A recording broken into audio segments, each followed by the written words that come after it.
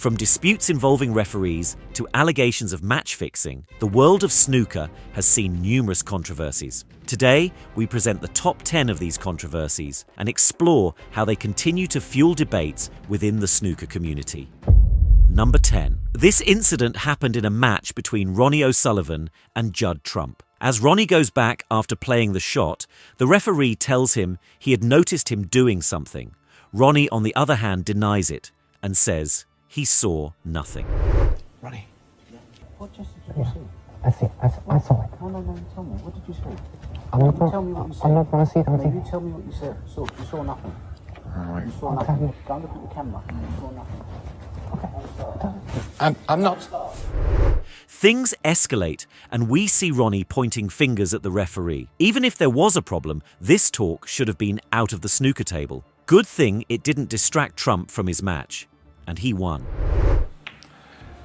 He's done remarkably well, has Judd Trump, to win the last 2 frames. That's something a bit special. Smiles all around there. I'm not sure what went on with the referee, but Judd Trump has taken those 2 frames, but he still trails by 5 frames to 3. Number 9. In a match between Selby and Higgins, Selby asks the referee to clean the ball. The referee refuses, and Mark has to play the shot. Yes, although there's 46 in it, with only 35 left on the table. Snooker. It's on this side of it, And, Mark. I'm free going to ball. leave it. I'm One sorry, I'm snooker going to would leave be it enough. because of the shot you're playing.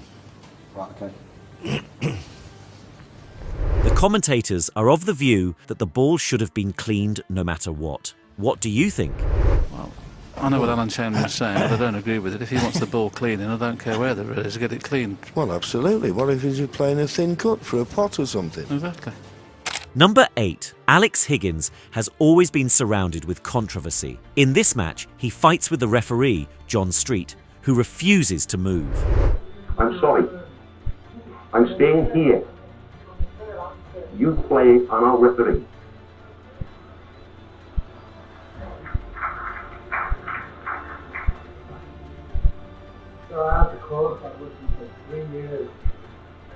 The argument heats up, and Alex Higgins later says he would rather have a man from the streets be a referee in his match than John.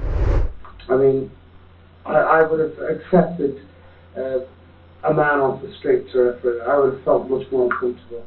Number 7. Ronnie successfully snookers Carter, and as he goes back, they bump shoulders into each other. It ends up actually turning into a wholesome moment as both the players show sportsmanship and laugh it off. Number 6. Ronnie in his game against Alex Robidoux was accused of showboating. He played the game carelessly and freely, even starting to pot with his left arm. In a conference later, Alex said this kind of behaviour should be in exhibitions, not professional matches. If he wants to do something like that, he's got to do it in the exhibition, not in a match, a professional match. You know, when you do an exhibition, you're allowed to do that, but when you're playing a professional match, you shouldn't do that. Ronnie, on the other hand, defended himself and said he even does this in his practice and when he's bored. I played a bit left-handed because I do that in practice anyways. You know, sometimes I don't feel like playing right-handed. I play left-handed for the day, so. You know, it's just if I get bored, and I was bored, you know, so I just thought, no, I'll just play left-handed.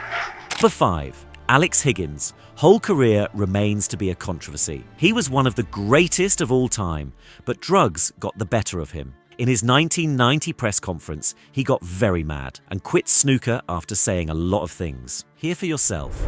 Shove your snooker up your jack, say, I'm not playing no more.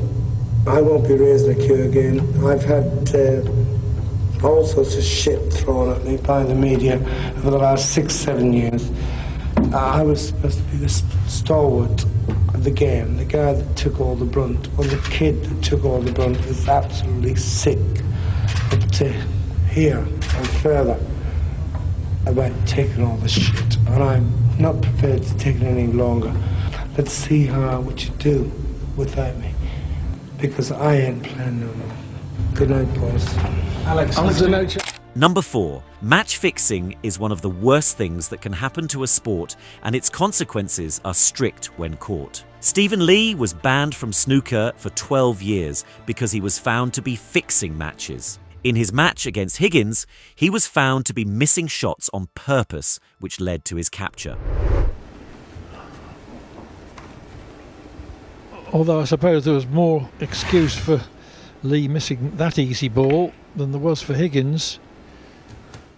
Number 3. McLeod and the referee found themselves in a heated dispute, disagreeing on whether the ball should be considered free. Rory was convinced that he couldn't cover both sides of the green, while the referee and Gilbert had an opposing perspective. No, I don't think it's not a free ball.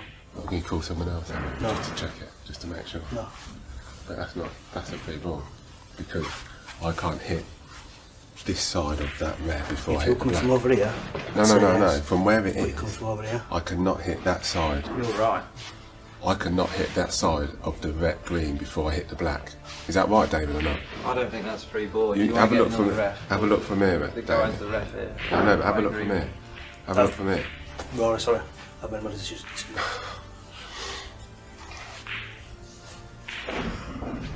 It was evident that Rory McLeod was disheartened by Gilbert's apparent implication that he doubted the referee's fairness in making the decision about the free ball. Rory even expressed his disappointment to Gilbert, conveying his expectation of a higher standard from him. This exchange sparked a passionate argument between them, culminating in Gilbert angrily asking, "What? Do you think I'm cheating? Who do you think was the fair one?" The ball's this side of the table, so you can hit both sides. If Have a the look. white was that side of the table, that might be different. That side of the green. Dave, But as you're this side of the green, it's Dave, got I nothing to do expect with more. that. You're this side of the green. I expect more from you, mate. What, you think I'm cheating now? No, I expect more from you, I do. Number 2. During a match against Mark Allen and Cow, a shot played by Cow ignited a significant controversy. When he struck the cue ball, it appeared to everyone that he had committed a foul, as the top of his cue seemed to make contact with the cue ball twice. However, this perception was not shared by the referee or Cow himself. To anyone that was watching at home, they could probably see that, no problem. Well, I thought he fouled that then. I thought he hit the white twice, did he, John? Well, referee Paul Collier was having a good close look. Let's just have a look.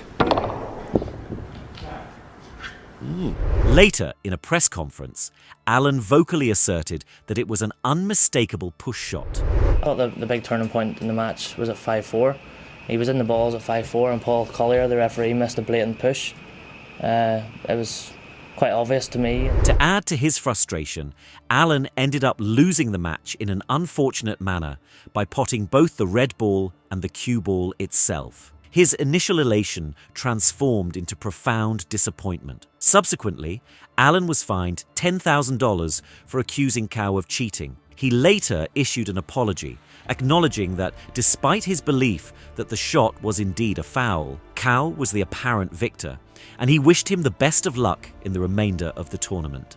Number 1. Anyone who follows the world of snooker should have no doubts about the gravity of this situation.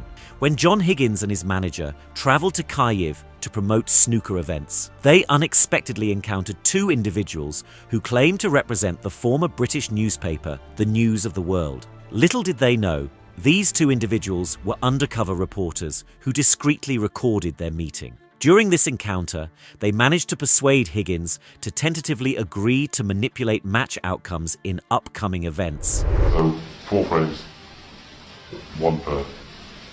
Yeah. Okay, which one? Well, you can tell us whatever.